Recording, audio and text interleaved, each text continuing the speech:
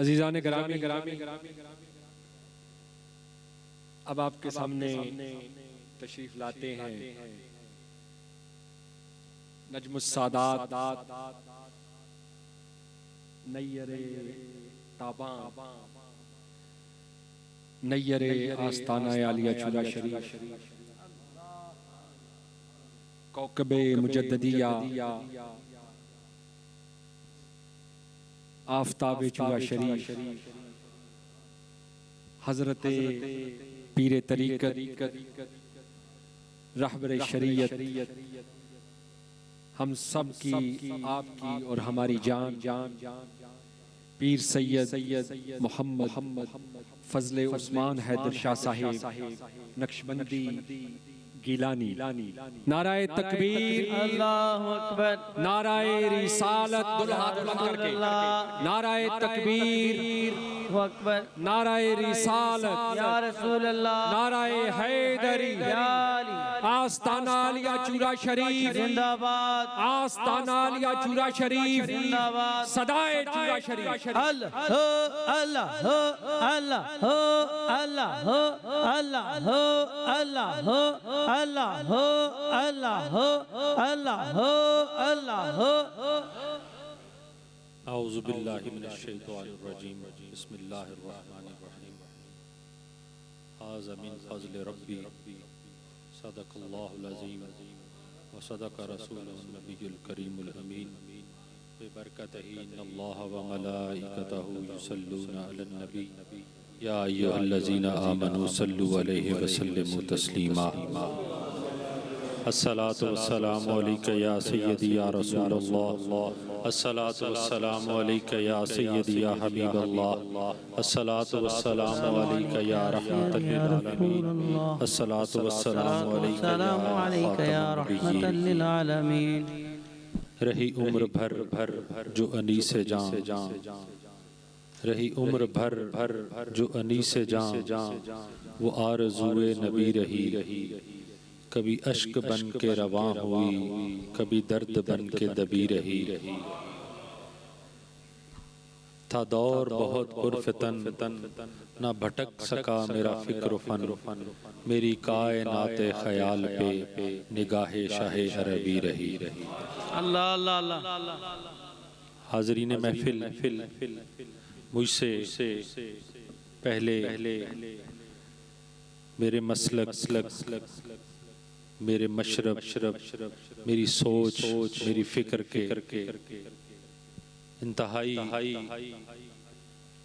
بلند مقام علماء کرام نے آپ سے مخاطب ہوئے ان کے بعد اور بالخصوص قبلہ حضرت صاحب کی موجودگی میں میں کچھ بھی آپ کے سامنے کہنے کی بولنے کی کوئی صلاحیت نہیں رکھتا مگر چند منٹوں میں جو ان علماء کے خطابات میں نے سنے اور اس کے بعد جو میری سمجھ میں میری فکر میں جو بات آئی میں وہی آپ سے کہہ کے اجازت دوں گا قبلہ پروفیسر صاحب نے بات ختم کی حضرت آدم علیہ السلام پہ تو میں اس کو بڑھا تو نہیں سکتا آگے تو نہیں لے کے جا سکتا لیکن آپ ہی کی بات سن کے میرے ذہن میں جو ایک خیال آیا وہ میں آپ کے سامنے میں پیش کرتا ہوں ہم لوگ تمامی حضرات جو یہاں پر بیٹھے ہیں جو آئے جو آنا چاہ رہے تھے جو ہو کے چلے گئے ہم سب لوگ منتخب کرتا ہے ہمیں اللہ پاک نے ہمارا انتخاب کیا ہے ہم بڑے خوش قسمت لوگ ہیں وہ کس طرح وہ اس طرح کہ جب اللہ پاک کا فضل و کرم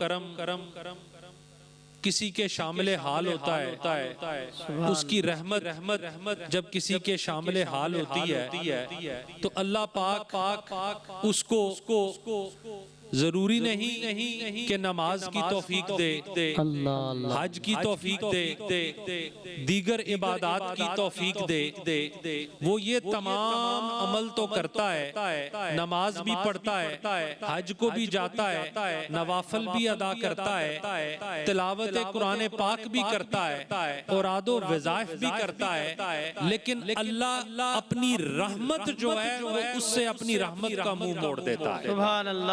اب یہ کیسے اپنی رحمت کا منہ موڑ دیتا ہے؟ وہ اس طرح کہ اللہ پاک اپنے مقرب بندوں کی بارگاہ سے اس کا منہ موڑ دیتا ہے۔ اب جیسے میں نے عرض کیا کہ قبلہ پروفیسر صاحب کی بات جہاں ختم کی، وہاں سے جو میرے ذہن میں بات آئی میں وہ صرف عرض کر کے اجازت لوں گا۔ اب اللہ کی رحمت جو ہے وہ کن لوگوں کے شامل حال ہوتی ہے؟ ان لوگوں کے شامل حال ہوتی ہے کہ دیگر عبادات کے ساتھ ساتھ اللہ پاک اپنے مقرب لوگوں کے قرب بھی ان کو عطا کر دیتا ہے۔ وہ کس طرح قرب عطا کرتا ہے؟ جب تخلیق آدم ہوئی، آدم علیہ السلام کو اللہ پاک نے تخلیق کیا تو اس کے بعد اللہ پاک نے تمام فرشتوں کو جمع کیا۔ آپ نے علماء سے متعدد مرتبہ سن رکھا ہوگا، اب فرشتوں کو سب کو اکٹھا کیا، اکٹھا کر کے کیا حکم دیا؟ اب حکم یہ ہوا کہ اس کو سجدہ کرو۔ اب وہ سجدہ عبادت کا نہیں تھا، وہ سجدہ صرف تعظیم کا تھا، وہ سجدہ صرف ادب کا تھا۔ ان سے پہلے قبلہ قادری صاحب نے بھی جو بات کی، میں اس سے بھی لاحق انہوں نے بڑا میری دکھتی رگ پہ ہاتھ رکھا۔ قادری صاحب یہ کہنے لگے کہ اس وقت میں بڑے عرصے سے میں یہ بات دہرا رہا ہوں کہ یہ جو سوشل میڈیا ہے اس دور کا اگر سب سے بڑا فتنہ ہے تو وہ یہ سوشل میڈیا ہے، اور بدقسمتی سے یہ ہماری مہابد قسمتی ہے کہ اس فتنے کا شکار سب سے زیادہ ہم مسلمان جو ہیں یہ ہم ہو رہے ہیں۔ اب میں اپنی بات کی طرف واپس آؤں گا، پھر پروفیسر صاحب کی بات میں بھی تھوڑی سی اپنی بات شامل کرنے کی کوشش کروں گا کہ اب وہ فرشتوں کو حکم ہوا کہ اس کو سجدہ کرو۔ اب جب سجدہ جو ہے وہ تعظیم کا تھا، ادب کے سجدے کا حکم تھا۔ اب آپ تمامی حضرات جانتے ہیں کہ شیطان جو ہے وہ کوئی کم عبادت گزار نہیں تھا، فرشتوں کا استاد تھا۔ مفسرین کہتے ہیں کہ شیطان کا ایک سجدہ جو ہے وہ کئی سالوں پہ محیط تھا، سینکڑوں سال یا کئی سالوں پہ محیط اس کا ایک سجدہ تھا۔ اب اللہ پاک نے جب سجدے کا حکم کیا سب کو، اب اللہ پاک یہ جانتا تھا اپنی قدرت سے کہ اسی آدم علیہ السلام کی جو ہے سلب سے میرے انبیاء بھی اس دنیا میں آئیں گے، میرے رسول بھی اس دنیا میں آئیں گے، پھر اسی آدم کی نسل سے میرے مقرب اولیاء بندے بھی اس دنیا میں پیدا ہوں گے۔ اب یہ تمام چیزیں اللہ پاک کے علم میں تو تھی، اب اللہ پاک نے حکم کیا کہ اس کو تعظیم کا سجدہ کرو، ادب کا سجدہ کرو۔ اب جب یہ شیطان نے بات سنی تو وہ تکبر میں آیا۔ کیسے تکبر میں آیا؟ اس نے کہا میں آگ سے بنا ہوں اور یہ مٹی سے بنا ہے، میں اس کو کیوں سجدہ کروں؟ اب وہ جس نے تعظیم اور ادب کا سجدہ کرنے سے انکار کیا اللہ نے اسے تو مردود کر دیا، لیکن جنہوں نے اللہ کے حکم پر تعظیم اور ادب کا سجدہ کیا اللہ نے انہیں اپنا محبوب بنا لیا۔ اب ہم کیسے یہ اللہ کے منتخب کردہ ہیں کہ ہم بھی آج یہاں پر جو اکٹھے ہوئے ہیں یہ اللہ کا خاص فضل و کرم ہے، خاص فضل و کرم ہے۔ اب اللہ پاک نے اسے مردود کیا۔ کیوں مردود کیا؟ اس لیے کہ اللہ پاک نے یہ کہا کہ اللہ پاک کو یہ پتا تھا کہ میرے یہ جو بندے دنیا میں جا رہے ہیں یہ ان سے گناہ بھی ہوں گے، غلطیاں بھی ہوں گی، لیکن رحیم ارحم الراحمین میری ذات ہے، کریم الاکرامین میری ذات ہے۔ یہ جب گناہ کر کے کوئی غلطی کر کے میری بارگاہ میں آئے گا، مجھ سے معافی مانگے گا تو میں اسے معاف کروں گا۔ اللہ اللہ اللہ۔ اب بات جو ہے یہیں پر نہیں ختم ہوئی، بات آگے اللہ پاک نے اسے مردود کر دیا۔ اب بات عبادت کی ہو رہی تھی تو حدیث پاک میں آتا ہے، میں مختصر ہم نے حضرت صاحب کے جو ہے وہ فرمودات جو ہے وہ سننے ہیں، بات حدیث پاک میں آتا ہے، حدیث پاک جو ہے پروفیسر صاحب نے بھی پیش کی۔ آقا کریم علیہ السلام فرماتے ہیں کہ ایک وقت وقت ایسا آئے گا کہ کچھ لوگ جو ہیں وہ عبادات بڑی کثرت سے کریں گے، لمبی نمازیں پڑھیں گے.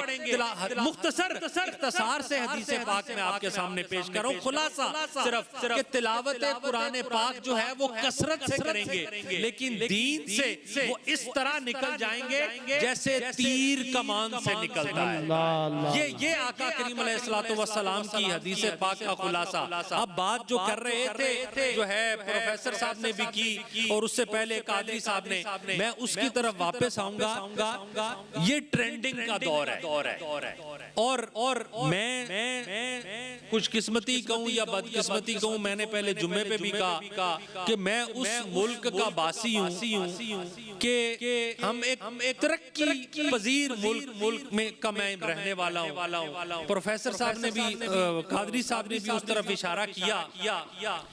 آپ جس ملک کے رہنے والے ہیں، میں اس کا اقرار کرتا ہوں یا نہیں کرتا یا جو بھی ہے، لیکن یہاں پہ رہنے والے جو اس ملک کے جو برٹش لوگ ہیں وہ کہتے ہیں کہ معاشی اور سماجی ترقی کے ہم اس وقت ہمارا جو مقام ہے، جو لیول ہے، وہ عروج پہ ہے. میں اس سے اتفاق نہیں کرتا. میرا یہ خیال ہے کہ اگر یہ ان کے خیال میں یہ اپنے اس معاشی اور سماجی ترقی کے عروج پہ پہنچ بھی چکے ہیں ان کے خیال میں، تو اب ان کا زوال شروع ہو چکا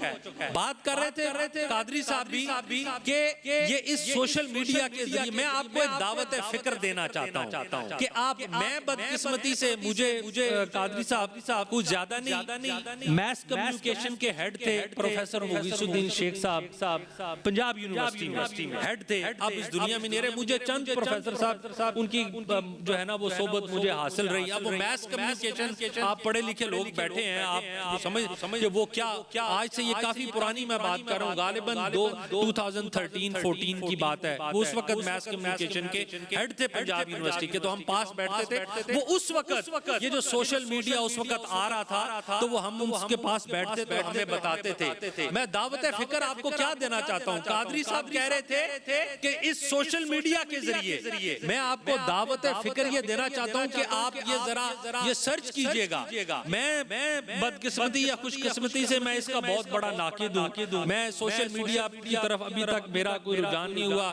میرا کوئی سوشل میڈیا اکاؤنٹ نہیں ہے. somehow میری اپنی ایک سوچ ہے جیسی بھی ہے. تو وہ آج جا کے سرچ کیجئے گا کہ جتنا دین اسلام کے اگینسٹ مواد سوشل میڈیا کے اوپر پڑا ہوا بھرا ہوا ہے، کیا کسی اور دین کے متعلق بھی پڑا ہوا ہے؟ میں نے تو نہیں، میرا خیال کہتا ہے، میری دانست میں یہ ایسا ممکن نہیں ہے. یہ کیوں ہے؟ وہ اس لیے ایک اور بات بھی میں نے ایک دفعہ پہلے دربار عالیہ بہاری شریف پہ کی تھی، میں دہرا دیتا ہوں. میں اکنامکس کا بھی بندہ نہیں ہوں، لیکن مجھے یہ پتا ہے یہ کارپوریٹ کا دور ہے. یہاں پر جو بڑے کارٹلز ہیں، جو کمپنیاں ہیں، جو بڑی جو وہ مارکیٹ میں ریسرچ کرتی ہیں کہ مارکیٹ میں اس وقت کس پروڈکٹ کی ضرورت ہے، کنزیومر جو ہے وہ کس پروڈکٹ کا انتظار کر رہا ہے، وہ استعمال کر رہا ہے. وہ پوری ایک ریسرچ کر کے مارکیٹ کی، پھر وہ کمپنیاں جو ہیں وہ پروڈکٹ کو لانچ کرتی ہیں. جب وہ اس سے پہلے وہ پوری طرح مارکیٹ کی ریسرچ کر چکی ہوتی ہیں، ان کے پاس تمام اعداد و شمار ان کے پاس موجود ہوتے ہیں کہ ہم یہ پروڈکٹ جب بنائیں گے، اس کو مینوفیکچر کرنے پہ اتنا ٹائم لگے گا، اتنا خرچ آئے گا، اور جب یہ مارکیٹ میں پہنچے گی تو کنزیومر اس کو کتنا استعمال کرے گا، ہمارا لاس جو ہے وہ کتنا ہوگا. وہ پروفٹ لاس پہلے بنا کے وہ بیٹھے ہوتے ہیں. اکنامکس میرا بالکل بھی مضمون نہیں ہے، لیکن میں آپ کو اپنی بات سمجھانے کے لیے تو بات یہ ہے میرے نہایت قابل احترام ساتھیوں کہ یہ ہمارا بھی یہ جو مسلمانوں کا اور بالخصوص ہمارا جس مکتبہ فکر سے تعلق ہے، اس کی بھی ریسرچ کروائی گئی. یہ پورا اس کو سرچ کیا گیا کہ ان لوگوں کو کیسے ڈی ٹریک کیا جا سکتا ہے. کیا پروڈکٹ جو ہے وہ ہم مارکیٹ میں لانچ کریں گے تو یہ لوگ جو ہے یہ ذہنی جو ہے طور پہ انتشار کا شکار ہوں گے. پھر جب یہ پوری ریسرچ کرنے کے بعد اس سوشل میڈیا کے اوپر، جیسے قادری صاحب نے کہا نا کہ یہ جو ہمیں ڈی ٹریک کرنے کے لیے یہ ان کا یہ ان کو لایا گیا، بھرتی کیا گیا، بھرتی کر کے پھر یہ کہا گیا کہ ہم ان کو مانتے نہیں ہیں، ہم ان کو دیکھتے نہیں ہیں، اور یہ ان کے پاس پہلے پورے جو ہے وہ اعداد و شمار موجود تھے، انہوں نے ہمیں ڈی ٹریک کرنے کے لیے اس سوشل میڈیا میں بھرا۔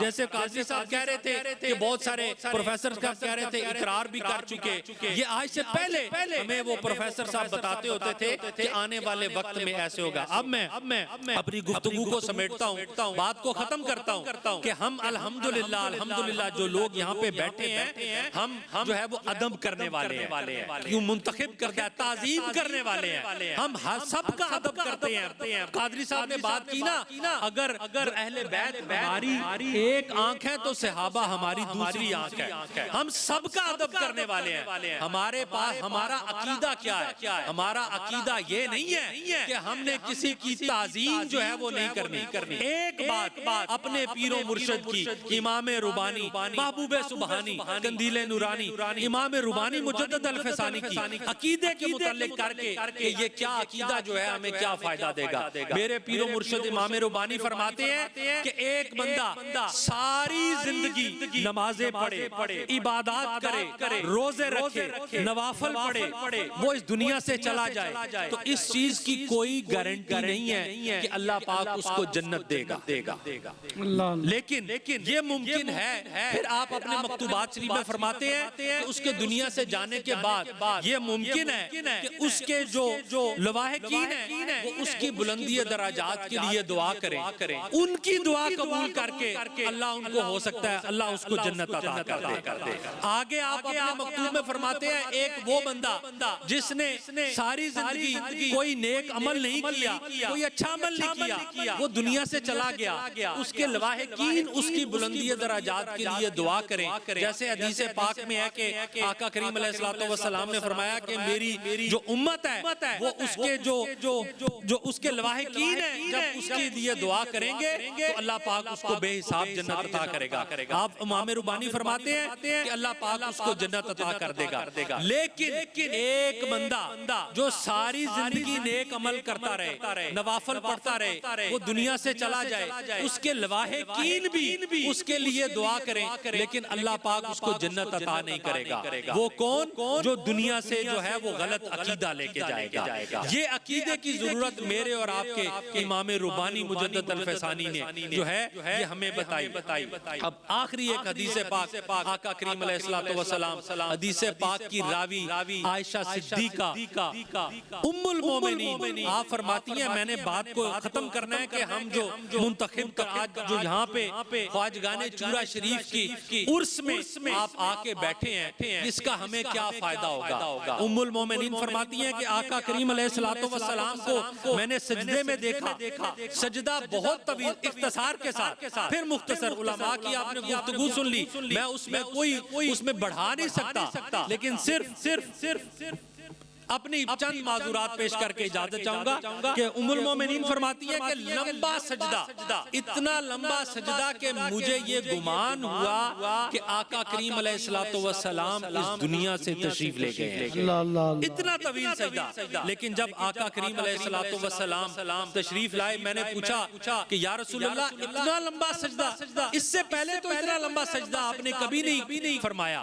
تو اب جو جواب آقا کریم علیہ الصلوۃ والسلام نے ارشاد فرمایا، آقا کریم علیہ الصلوۃ والسلام فرماتے ہیں کہ مجھ پر میرے اللہ نے ایک خاص کرم کیا، میں نے اس کے شکر میں یہ لمبا سجدہ جو ہے وہ کیا۔ مومنین فرماتی ہیں یا رسول اللہ ایسا کون سا خاص کرم اللہ پاک نے کیا کہ اتنا طویل سجدہ؟ اب جو جواب آقا کریم علیہ الصلوۃ والسلام نے ارشاد فرمایا نا، وہ ہم نے جو ہے وہ اس کو اپنے ذہنوں میں رکھنا ہے۔ آقا کریم علیہ الصلوۃ والسلام فرماتے ہیں کہ مجھ سے میرے اللہ نے آج ایک مشورہ کیا، مجھ سے مشورہ کیا، مجھ سے پوچھا کہ اے میرے محبوب یہ جو تیری امت ہے میں اس کے ساتھ کیا سلوک کروں؟